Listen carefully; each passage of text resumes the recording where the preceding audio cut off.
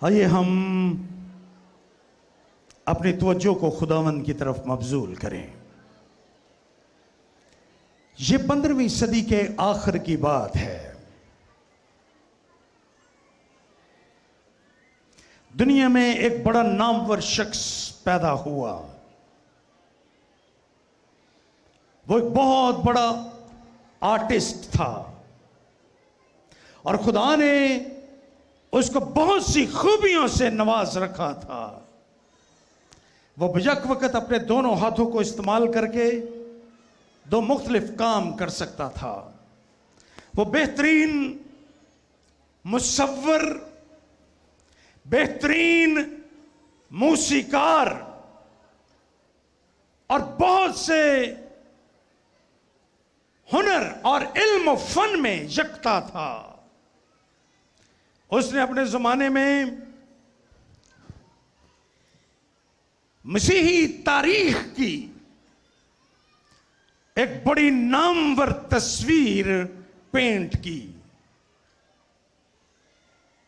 जिसको हम the last सपर कहते हैं। यह शख्स लियोनार्डो दा विंची था। जब इसने यह तस्वीर, जो उसका मास्टरपीस है, द लास्ट सपर, जब उसने यह तस्वीर बनाई, तो इससे पहले कि वो इस तस्वीर को आम करता, पब्लिक के सामने लेकर आता, इसने अपने एक इंतहाई करीबी फनकार दोस्त को दावत दी कि वो आए, उस तस्वीर को देखे और उसकी बाबत अपनी राय दे। उसका दोस्त, जो उसके जमाने में उसी की तरह का एक नामवर मुसव्वर था, उसने उस तस्वीर को देखा और काफी देर तक वो उस तस्वीर को देखकर हैरत में गुम रहा और आखिरकार उसने लियोनार्डो की तरफ मुंह करके कहा कि इस तस्वीर में ये जो कप तुमने पेंट किए है, प्याला, ये प्याला बहुत खूबसूरत है और बतौर मुसव्वर, चूंकि मैं खुद आर्टिस्ट हूं, मैं समझता हूं कि इससे नजरें हटाने को दिल नहीं करता। ये बहुत जबरदस्त है, ये तुमने बेमिसाल अंदाज में इसको पेंट किया है। लियोनार्डो दा विंची ने उस मेज के पास पड़ा हुआ एक ब्रश उठाया और उसको पेंट लगाया और उस कप के ऊपर फेर दिया, उस कप को गायब कर दिया और उसने कहा कि इस तस्वीर में, ये मैंने अपने आका मसीह यीशु की तस्वीर बनाई है और इस तस्वीर में कोई भी चीज जो यीशु की बजाय कोई और चीज अपनी तवज्जो अपनी जानब खींच ले, इस तस्वीर में उसका कोई मकाम नहीं है। और उसके बाद आप अपने घरों में भी उस तस्वीर को देखते हैं, आपको वो प्याला ओरिजिनल तस्वीर में नजर नहीं आता। उसने कहा कि मेरा आका खुदावंद यीशु मसीह मरकज है और वो सारी कायनात का मरकज और महवर है और वो इस तस्वीर पर भी जो भी इसको देखे, उसकी नजर सबसे पहले मेरे मुनज्जी दो आलम मसीह खुदावंद पर जानी चाहिए। मुकद्दस पौलुस रसूल के जमाने में कुलसे की कलीसिया इल्म और दुनियावी हिकमत के एतबार से इंतहाई बुलंदियों पर थी। हर एक चीज को दलाइल से साबित करना, हर एक चीज को बुरहान से जानने की कोशिश करना, ये वहां के रहने वालों की आदत बन चुकी थी। बहुत सी बिदअत जो इब्तदाई कलीसिया में पैदा हुई, उन्होंने इसी कलीसिया से जन्म लिया, यानी कुलसे की कलीसिया से उन बिदअत ने जन्म लिया। उनमें से बहुत सी बिदअत का ताल्लुक बराह रास्त मसीह खुदावंद की जात के साथ था। इसलिए खुदावंद यीशु मसीह के रसूल मुकद्दस पौलुस रसूल ने जब कुलसे की कलीसिया के नाम अपना यह खत तहरीर किया, वो अपने दलाइल पेश करता है। वो खुदावंद यीशु मसीह की जात को यकदा और प्री एमिनेंस यानी हर एक चीज में आला और अफसल और पहले दर्जे पर बनाकर मसीह खुदावंद की जात को पेश करता है। वो ये बयान करता है कि यीशु से बढ़कर कोई और चीज कायनात में हो नहीं सकती। खुदावंद यीशु मसीह का दर्जा अव्वल है। जब मैं इस कन्वेंशन का जो मजमून है मसीह की फजीलत, उसके लिए वाइजीन को खत लिख रहा था जिन्होंने इस कन्वेंशन पर खिदमत करनी थी, मैं अंग्रेजी का कोई लफ्ज इसके बारे में तलाश कर रहा था। मेरे ज़हन में बहुत से लफ्ज मौजूद थे और मैंने उनमें से एक लफ्ज का चुनाव किया और अपने चंद दोस्तों को भेजा जो माहिर लिसानियात हैं।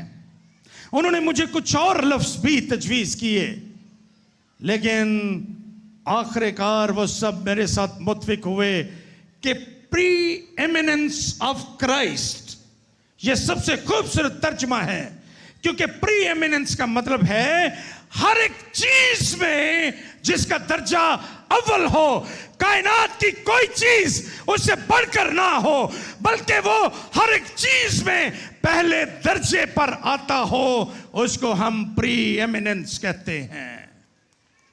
सो मसीह के बारे में उसकी फजीलत को बयान करने के लिए हमने इसी लफ्ज का इस्तेमाल किया।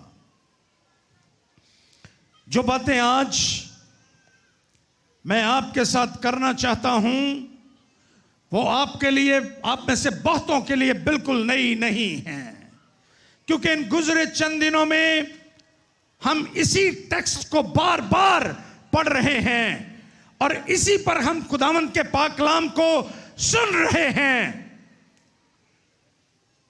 मेरे लिए यह बहुत बड़ी आजमाइश थी कि मैं इसी टेक्स्ट पर बोलूं या किसी और मतन का इंतखाब करूं, लेकिन मैंने इसी मतन पे बोलना मुनासिब समझा है, क्योंकि पहली बात तो यह कि यह हमारे कन्वेंशन का मरकजी मजमून और मरकजी आयत है, और दूसरा ये कि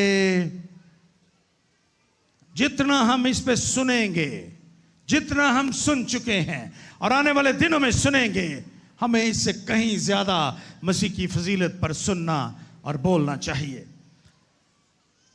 इसलिए मैं ये कहूंगा कि अगरचे ये बातें आपके लिए नई नहीं हैं, लेकिन मैं इसको अपने अंदाज में एक अलग तरतीब से आपके सामने पेश करना चाहता हूं, और मैं इस मतन के अलावा और कहीं नहीं जाना चाहता। इसी मतन में रहकर मैं आपके सामने चंद बातें बयान करने की कोशिश करूंगा। सबसे पहली बात, मैं अपने नुकात, अपनी आउटलाइन आपको साथ साथ बताता जाऊंगा। पहली बात जो इस मतन से मैं आपके सामने बयान करना चाहता हूं, खुदावंद यीशु मसीह की फजीलत की निस्बत से कि क्यों यीशु सबसे अफसल है, क्यों यीशु का दर्जा सबसे पहले है, इस बात को बयान करने की वजह जो यहां पर बयान की गई है इस मतन में, मुकद्दस पौलुस रसूल कहते हैं कि वो खुदा का मुकाशवा है। Jesus Christ is the revelation, the perfect revelation of God. खुदावंद यीशु मसीह खुदा का कामिल मुकाशफा है। उसने खुदा को दुनिया पर जाहिर किया है, उसने खुदा को दुनिया पर मुनकशिफ किया है, उसने खुदा की जात, सफात और कलाम को दुनिया के सामने बेहतरीन अंदाज में पेश किया है। और यहां पर लिखा है कि वो अनदेखे खुदा की सूरत पर है। He revealed God। यीशु ने खुदा को मुनकशिफ किया। उससे पहले दुनिया खुदा को पूरे तौर पर नहीं जानती थी। अगरचे हम ये बयान पढ़ते हैं पुराने अहदनामे में और इंसानी तारीख में कि खुदा बारहा मौकों पर अपने आप को जाहिर करता रहा दुनिया पर। कभी वो जलती झाड़ी में जाहिर हुआ, कभी वो इंसानी शक्ल में जाहिर हुआ। मुख्तलिफ अंदाज में खुदा ने अपने आप को दुनिया पर जाहिर किया। कभी बादलों में, कभी आग के स्तून में, कभी अब्र में खुदावंद ने अपने आप को दुनिया पर जाहिर किया। इसको हम इल्म इलाहियात की जुबान में ज़ुहूरात इलाही या थियोफनीज कहते हैं। लेकिन ये थियोफनीज, ये ज़ुहूरात, इलाही जात के ये ज़ुहूर खुदा की जात को मुकम्मल तौर पर कामिल सूरत में पेश करने से कासर रहे। इसीलिए ये तमाम ज़ुहूरात देखने के बावजूद खरूज की किताब उसका 33वां बाब ये बयान करता है कि एक रोज मुकद्दस मूसा, जिसके साथ खुदा बातचीत किया करता था, जिसके साथ खुदा गुफ्तगू करता था, एक दिन वो चिल्ला उठा और उसने कहा, ए खुदावंद मुझे अपना जलाल दिखा। वो खुदा को जलाल को देखने का मुतमन्नी था, आरज़ूमंद था। लेकिन खुदा ने उसको भी कहा, मूसा तो मुझे पूरे तौर पर देख नहीं सकता, तो मुझे पूरे तौर पर देख नहीं सकता। लेकिन खुदावंद यीशु मसीह के बारे में यहां पर मुकद्दस पालूस रसूल जो लफ्ज बयान करते हैं, उसके इमेज, उसकी सूरत के बारे में, जहां वो कहता है कि वो खुदा की अनदेखे खुदा की सूरत पर है, वहां पर सूरत के लिए जो यूनानी लफ्ज इकॉन उसने इस्तेमाल किया, उसका मतलब है हूबहू, जिसमें कोई फर्क ना हो। खुदा की सूरत से मुराद कामल खुदा, उससे मुराद के खुदा की ऐसी तस्वीर, इकॉन एक ऐसी तस्वीर जिसमें कोई फर्क ना हो, वो हूबहू खुदा हो।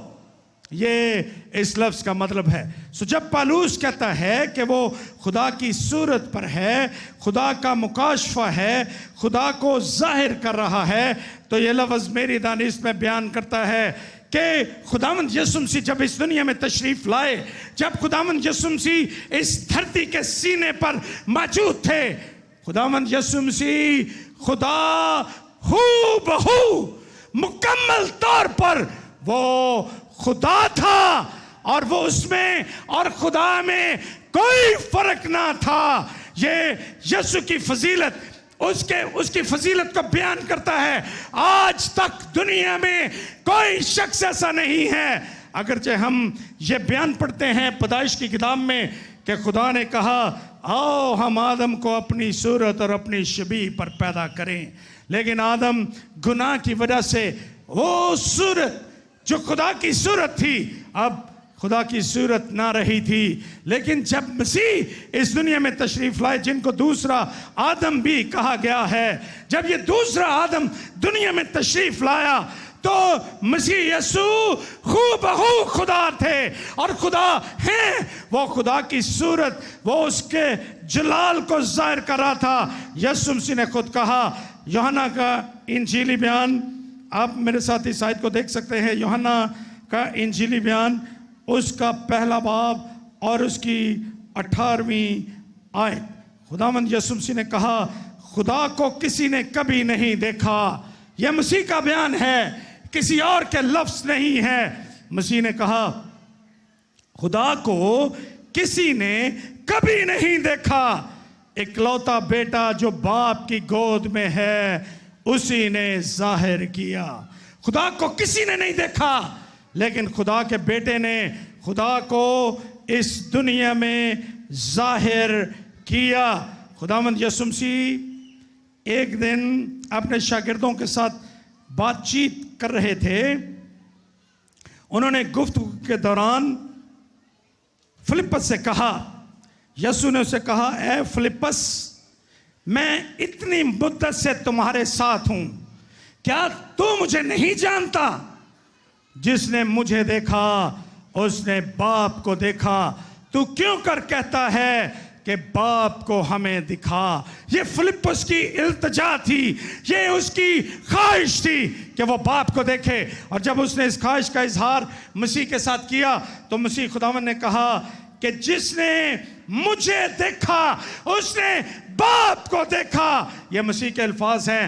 खुदावंद यीशु मसीह खुदा का कामिल मुकाशफा, वो परफेक्ट रेवलेशन ऑफ गॉड, वो खुदा का कामिल मुकाशफा, और उसने दुनिया पर खुदा की जात को जाहिर कर दिया। बाकी सारे लोग, बाकी सारे उस्ताद, बाकी सारे अंबिया और जितनी दुनिया में जितने भी लाओ लश्कर आए, उन्होंने दुनिया को खुदा के बारे में तो बताया, उन्होंने खुदा का इल्म तो लोगों को समझाया और बताया, लेकिन किसी ने ये दावा ना किया कि जिसने मुझे देखा उसने बाप को देखा। सो यीशु मसीह की ये फजीलत है कि वो बाप को दिखाता है, वो खुदा को जाहिर करता है, वो किसी और को जाहिर नहीं करता, बल्कि वो खुदा को दिखाता है। He is the perfect revelation of God. खुदा का कामिल मुकाशफा है खुदावंद यीशु मसीह। खुदावंद यीशु मसीह के बारे में हम दुनिया की तारीख में ये जानते हैं कि सिर्फ वही है जिसने खुदा को मुकम्मल तौर पर दुनिया के सामने जाहिर किया। यूहन्ना का इंजीली बयान उसका 14वां बाब पढ़िए, उसमें से एक आयत मैंने अभी आपके सामने बयान की, लेकिन ये पूरा बाब 14वां बाब ये एक जबरदस्त बाब है जिसमें खुदावंद यीशु मसीह ने अपने बारे में बातें की। उन्होंने कहा, क्या तू यकीन नहीं करता मैं बाप में हूं और बाप मुझ में? ये बातें जो मैं तुमसे कहता हूं अपनी तरफ से नहीं कहता, बल्कि बाप मुझ में है। ये बातें जो मैं तुमसे कहता हूं बाप की तरफ से हैं, लेकिन मैं बाप मुझ में रहकर अपने काम करता है। खुदावंद यीशु मसीह अपनी जात के वसीले से, अपनी तालीमात के वसीले से वो दुनिया पर अपने आप को जाहिर कर रहे थे। वो दुनिया पर अपने आप को अपनी तालीमात के वसीले से जाहिर कर रहे थे खुदावंद यीशु मसीह। और यूहन्ना का इंजीली बयान उसका 14वां बाब इस बात को बयान करता है। खुदावंद अपने कलाम के वसीले से, अपनी तालीमात के वसीले से दुनिया पर अपने आप को जाहिर कर रहे थे। दुनिया में आज तक किसी शख्स ने ऐसी तालीम नहीं दी थी जो मसीह ने दी। Thank you. जो मसीह ने दी तालीम, उससे पहले कभी किसी ने यह तालीम नहीं दी थी। आप दुनिया की जितनी मर्जी इल्म इलाहियात की किताबें जो मसीह के अलावा हैं वो देख ले, किसी ने ये तालीम ना दी कि तुम अपने दुश्मनों से अपनी मानंद मोहब्बत रखो। किसी और ने ये नहीं बताया, ये सिर्फ खुदावंद यीशु मसीह ने बताया आपको। अपने दुश्मनों को माफ कर दो, अपने से नफरत करने वालों को माफ कर दो।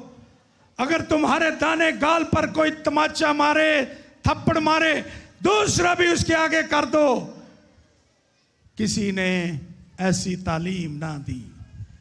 खुदावंद यीशु मसीह की तालीम ये बयान करती है कि वो खुदा को जाहिर कर रहा था अपनी ज़ात के वसीला से और अपनी तालीमात के वसीले से वो खुदा को जाहिर कर रहे थे। फिर खुदावंद यीशु मसीह अपने इख्तियार के वसीले से, यूहन्ना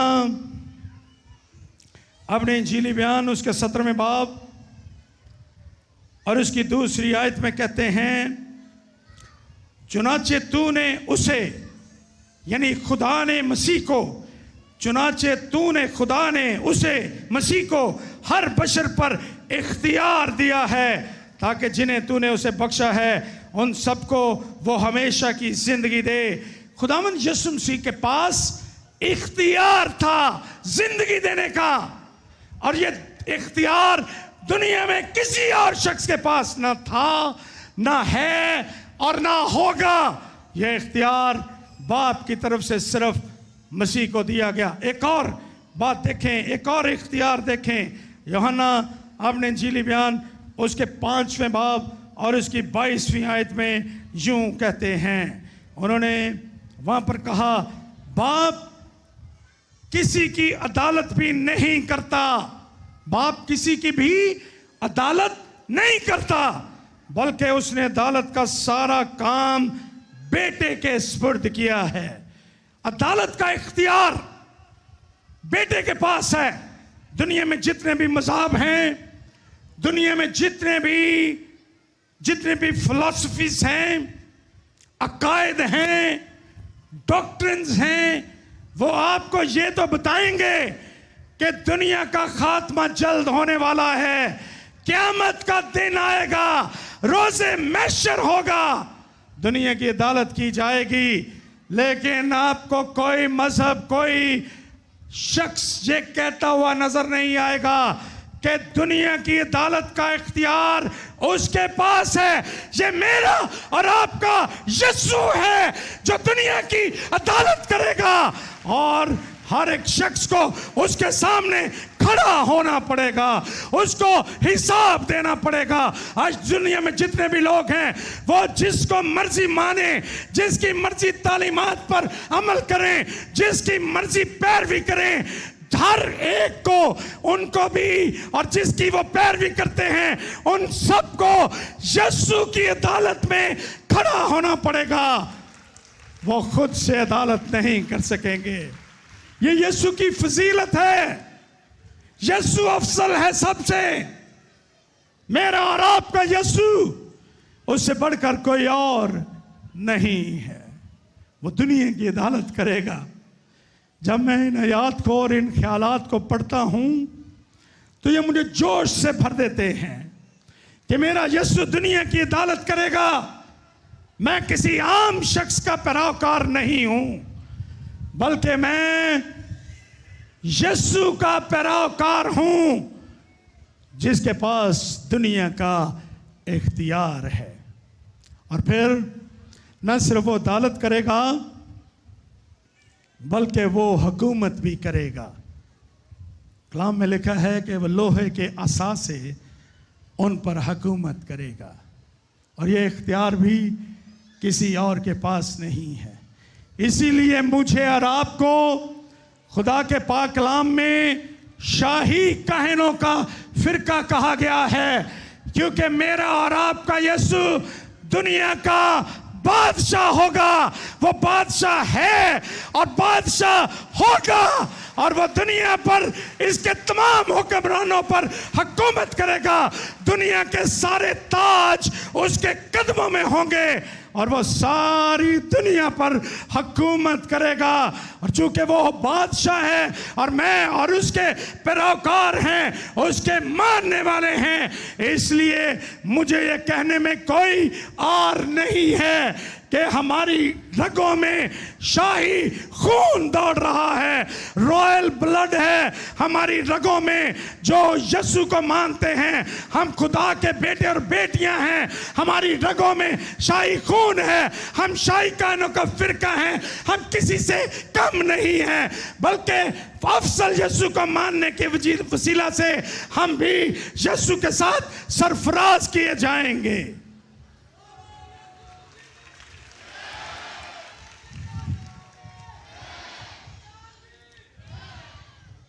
और एक और बात जो मैं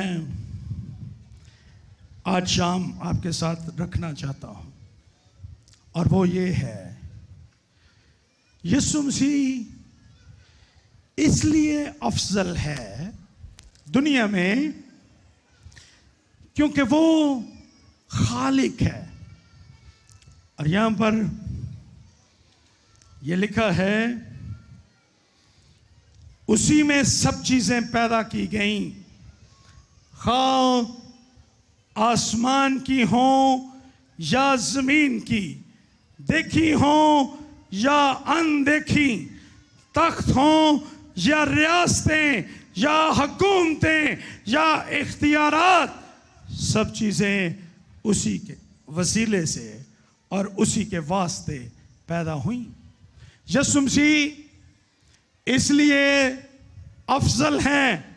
यीशु मसीह की फजीलत ये है, दीगर दुनिया के तमाम लोगों, अंबिया, उस्तादों और मजहबी रहनुमाओं में वो इसलिए आला है कायनात में क्योंकि वो इस कायनात का खालिक और मालिक है। वो इस कायनात को खल्क करने वाला है। उसने इस कायनात को पैदा किया है। और यहाँ पर एक लफ्ज़ है मालूद, जिसके लिए यूनानी ज़बान का लफ्ज़ प्रोटोटोकोस लिखा गया है, जिसकी तफसीर करके दुनिया में बहुत से लोगों ने वो बिद्दात के मालिक बने। लेकिन मेरी दानिश में यहाँ पर मालूद लफ्ज़ खुदावंद यीशु मसीह की हैसियत और उसके रैंक, उसकी आला तरीन सुप्रीम हैसियत का बयान करता है। इससे मुराद ये है कि यीशु मसीह अपनी हैसियत के एतबार से, यहाँ पर लिखा है तमाम मखलूकात से पहले, इससे मुराद ये है कि वो अपनी हैसियत के एतबार से तमाम दुनिया और कायनात से आला और अफजल है। इसका मतलब बाज़-औक़ात पहलौठा भी किया जाता है जो पहले नंबर पर हो। बाइबल में पहलौठा होने का तस्वर ये नहीं है कि जो पहले पैदा हो वो पहलौठे की बरकत पाएगा, बल्कि पहलौठा होना लोगों की हैसियत का बयान करता है। मिसाल के तौर पर आप पैदाइश की किताब में पढ़िए कि इसहाक के दो बेटे हैं, एक का नाम याकूब है और एक का नाम ईसाऊ है। उनमें पहले कौन पैदा हुआ था? बोलिए, ईसाऊ। लेकिन पहलौठा होने का हक किसके पास चला गया? याकूब के पास। सो ये इससे मुराद पहले पैदा होना नहीं है, इससे मुराद हैसियत है। और ये हैसियत उसके इख्तियारात और उसके इस्तेहकाक का बयान करता है। खुदावंद यीशु मसीह पहलौठा, पहले, सबसे आला, सबसे ऊपर, इससे ये मुराद है। एक और मिसाल देखिए, खरूज की किताब उसका 4 बाब और उसकी 22वीं आयत को देखिए। यहां पर खुदा ने मूसा को तलकीन की जब वो उसको भेज रहा था कि तू जा फिरौन के दरबार में। तो उसने कहा, और तू फिरौन से कहना कि खुदावंद यूं फरमाता है, इस्राएल मेरा बेटा बल्कि मेरा पहलौठा है।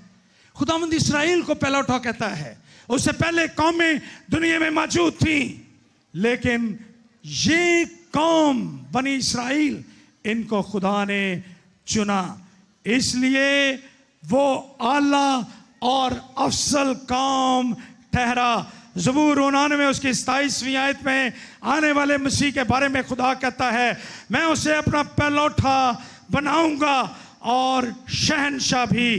खुदावंद यीशु मसीह दुनिया का बादशाह है, उसको खुदा ने ज़बूर 99 और उसकी 27वीं आयत में बादशाह बनाया।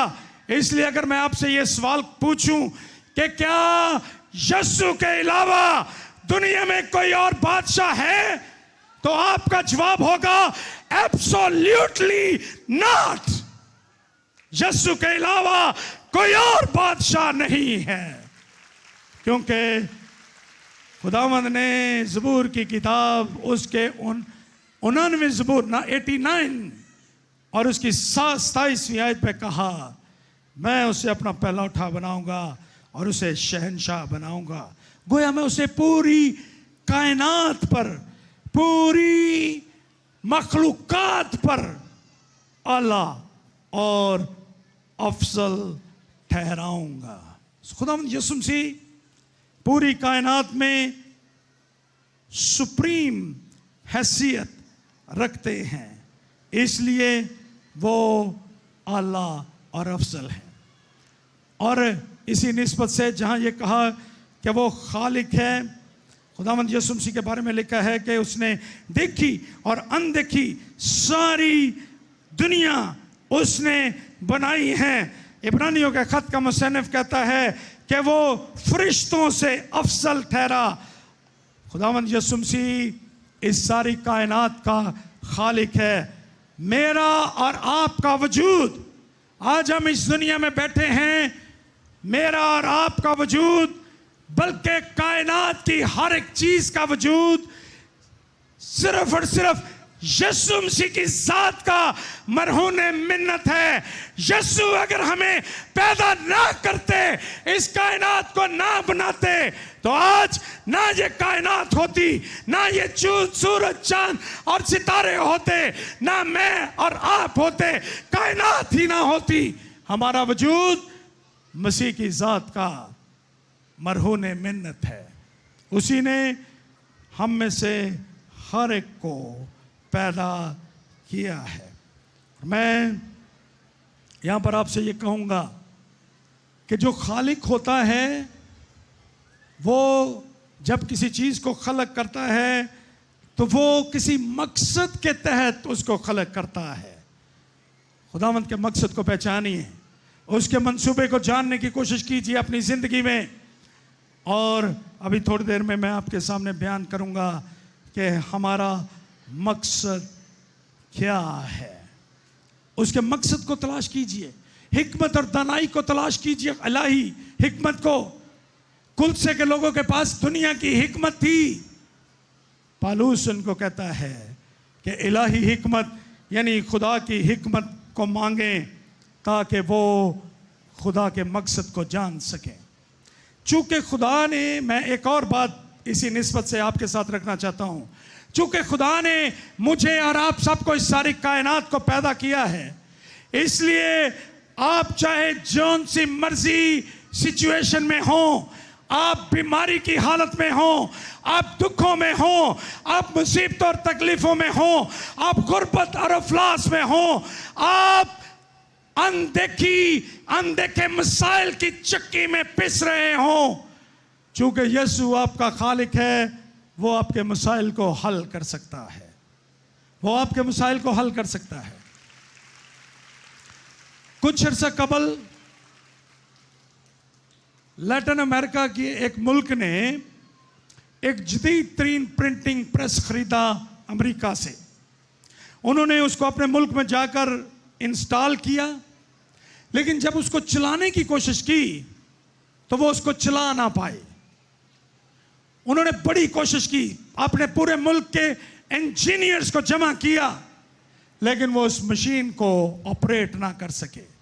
उन्होंने वापस उसी कंपनी को खत लिखा जिससे उन्होंने मशीन को खरीदा था। उन्होंने कहा, अर्जेंट मेल की कि यह मशीन ऑपरेट नहीं हो रही, किसी को भेजिए। उस कंपनी ने फैसला किया कि हम इस मशीन के मुअज्जिद को, जिसने इसको खलक किया, बनाया है, उसको भेजेंगे। सो वो शख्स वहां पर पहुंचा जब उन्होंने उस मुल्क में उसको देखा जो मशीन ठीक करने के लिए आया था, तो उन्होंने कहा कि yes he is wonderful man, but obviously he has weight behind his years. वो इमेच्योर है, नाबालिग लगता है, अभी नौजवान लड़का है, कैसे मशीन चलाएगा। हमारे तजर्बाकार माहरीन नाकाम हो चुके हैं। उन्होंने दोबारा खत लिखा उसी कंपनी को। उन्होंने कहा कि जनाब आपने एक लड़का भेज दिया है, आप कोई तजर्बाकार इंजीनियर भेजिए ताकि वो हमारी मशीन को चला सके। कंपनी ने उनको जवाब लिखा, जिसको आप लड़का कह रहे हैं ये इस मशीन का खालिक है, इसने ये मशीन बनाई है, ये चुटकी बजाते इसको चलाएगा। और उसने ऐसा कर दिखाया। यीशु मेरा और आपका और इस सारी कायनात का खालिक है। अगर आप मुसीबत में हैं, बीमारी में हैं, वो एक लम्हे में आपके मसले को हल कर सकता है। क्यों? क्योंकि वो खालिक है, उसने खलक किया है आपको और मुझे और इस पूरी कायनात को।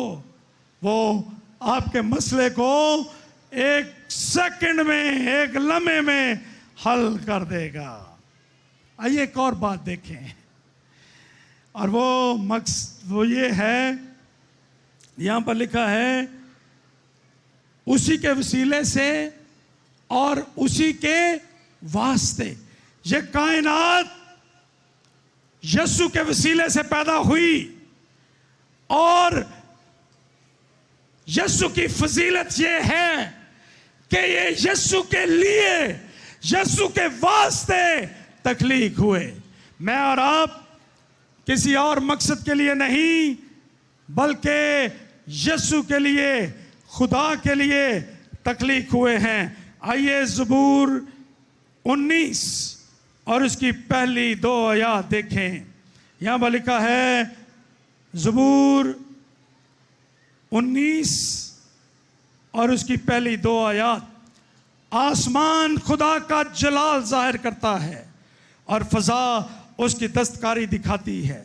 दिन से दिन बात करता है और रात को रात हिकमत सिखाती है। आसमान खुदा का जलाल जाहिर करता है।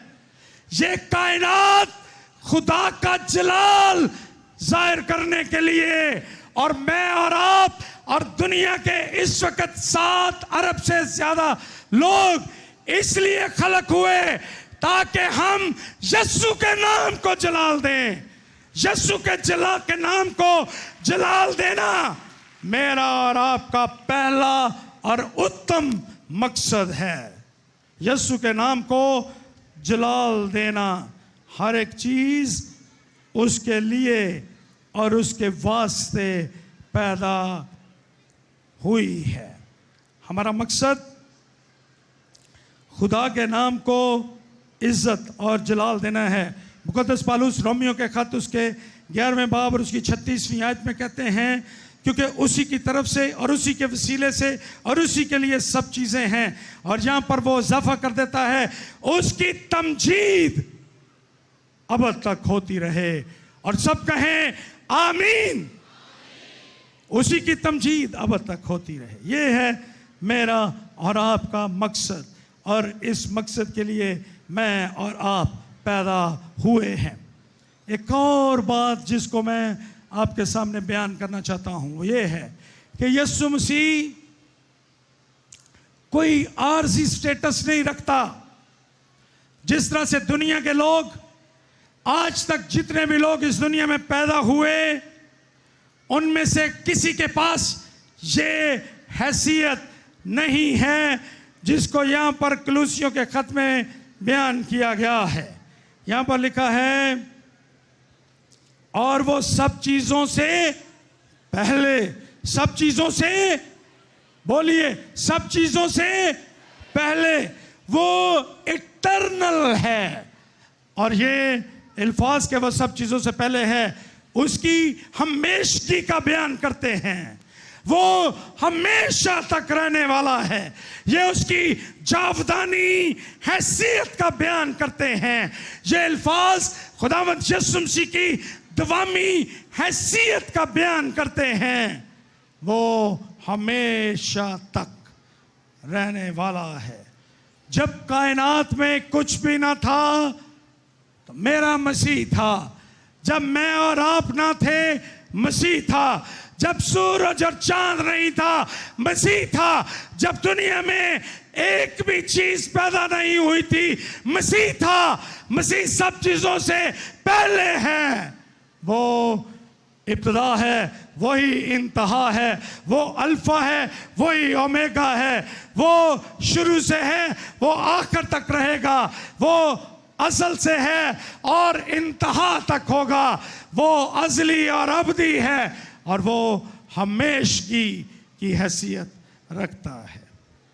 मैं तेजी से आगे बढ़ूंगा और एक और चीज को आपके सामने बयान करना चाहता हूं, और वो ये है कि ना सिर्फ ये कि वो इटर्नल है, ना सिर्फ ये कि वो खुदा का कंप्लीट मुकम्मल रेवलेशन है जिसके बाद किसी और मुकाशफे की जरूरत नहीं है, ना सिर्फ वो आला तरीन सुप्रीम हैसियत रखता है, ना सिर्फ ये कि वो खालिक है, ना सिर्फ ये कि वो अजली और अबदी है, बल्कि वो इस कायनात को कायम रखने वाला भी है। 17वीं आयत में यह लिखा है, उसी में सब चीजें कायम रहती हैं। और इब्रानियों के खत का मुसन्निफ पहले बाब और उसकी 3री आयत में खुदावंद यीशु मसीह के बारे में बयान करता है कि वो उसकी यानी मसीह खुदा की जात के जलाल का परताव और उसकी जात का नक्श होकर सब चीजों को अपनी कुदरत के कलाम से संभालता है। वो अपनी कुदरत के कलाम से सब चीजों को संभालता है। जिस तरह से ये कायनात खुदा के कलाम से खलक हुई, उसी तरह से वो अपने कलाम से दुनिया को संभालता है। न सिर्फ उसने कायनात को खलक किया है, सिर्फ बनाना मकसद नहीं, इसको कायम रखता है वो।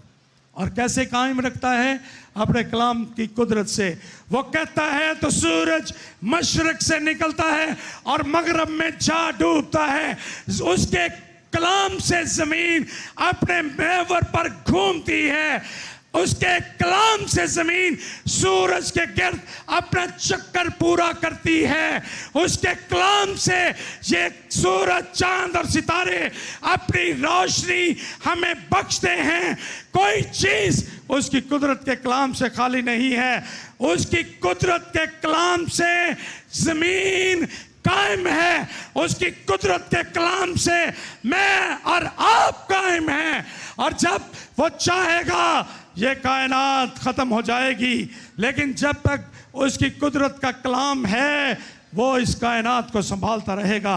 है कोई और यीशु के अलावा?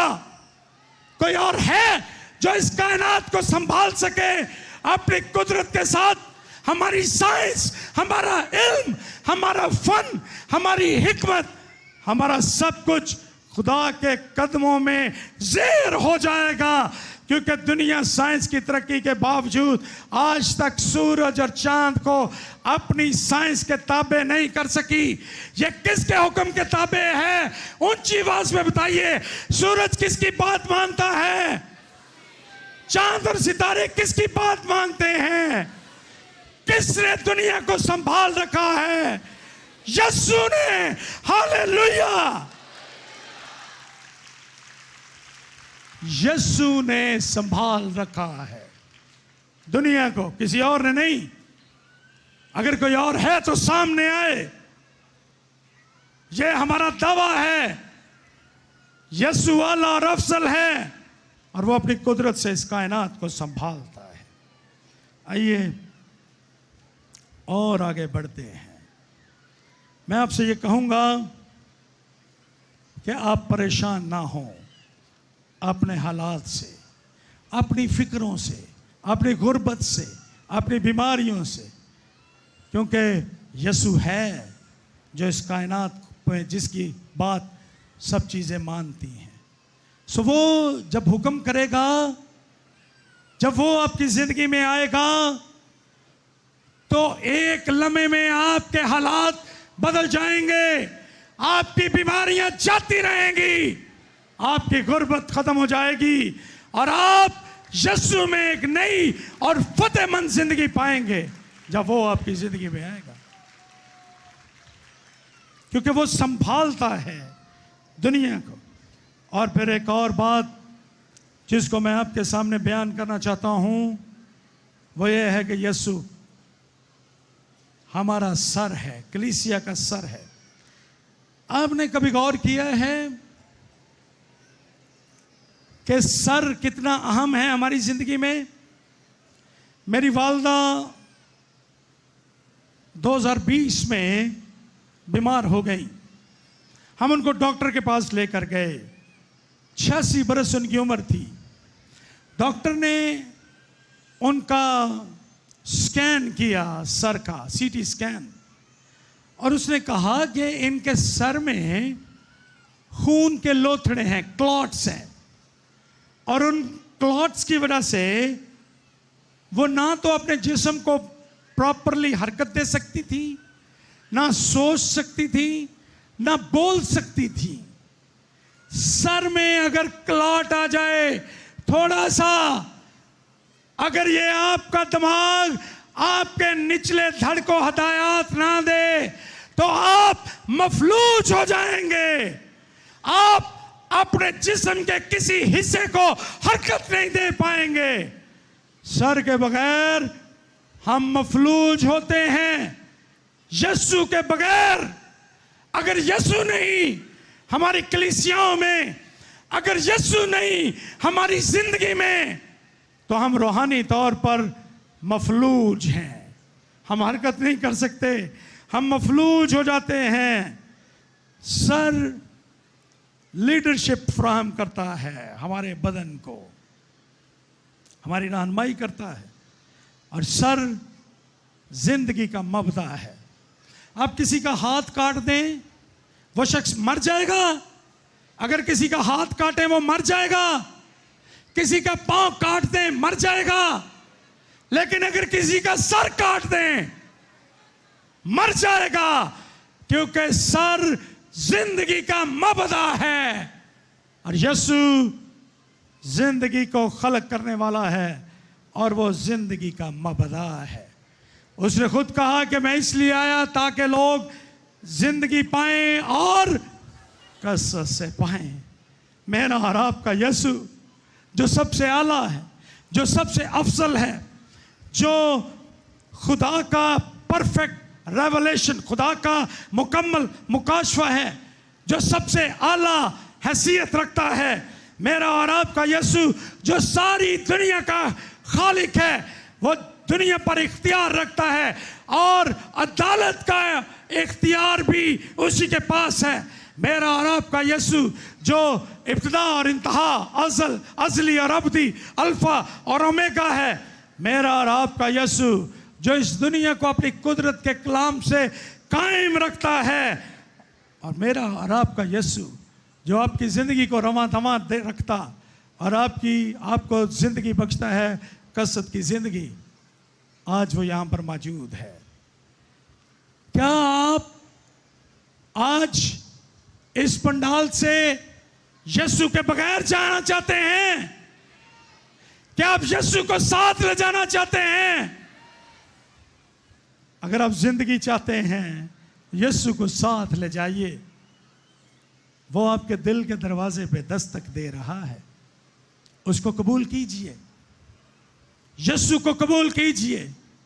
अगर आप जिंदगी चाहते हैं, अगर आप इस कायनात के सबसे आला अफजल शख्स को, जिसकी फजीलत को बयान किया गया है और किया जा रहा है, अगर आप उसको साथ ले जाना चाहते हैं, तो आज यीशु को अपने दिल में कबूल कीजिए।